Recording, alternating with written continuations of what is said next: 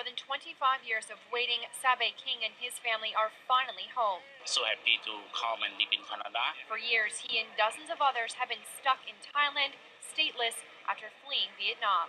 It's very difficult and not enough food and not enough education.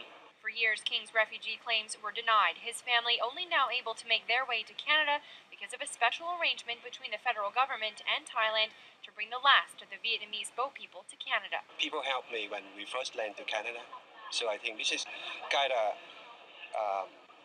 paying it back? Yeah, pay back to them. The Kings will live in Canada thanks in part to sponsors David Hun and his wife, who made the journey from Vietnam to Canada themselves years ago. My aunt and my uncle. There are more boat people still living in Thailand.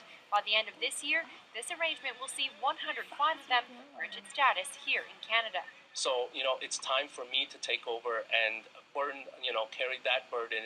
James Wynn is helping facilitate the sponsorships. He arrived in Canada when he was just 6 years old after fleeing Vietnam in a boat with his family. It's taken 7 years for this arrangement to be realized today. The first Vietnamese refugees started to make their way to Canada in the years following the Vietnam War. Canada has since welcomed tens of thousands of Vietnamese refugees to this country. 13 of the Vietnamese who arrived today will settle here in Toronto. One is off to Ottawa.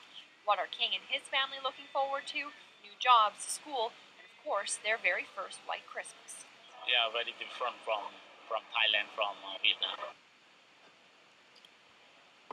And Neil, I can tell you that the next group of those Vietnamese refugees are expected to arrive here in Canada and make their new homes here in Toronto by the end of the month.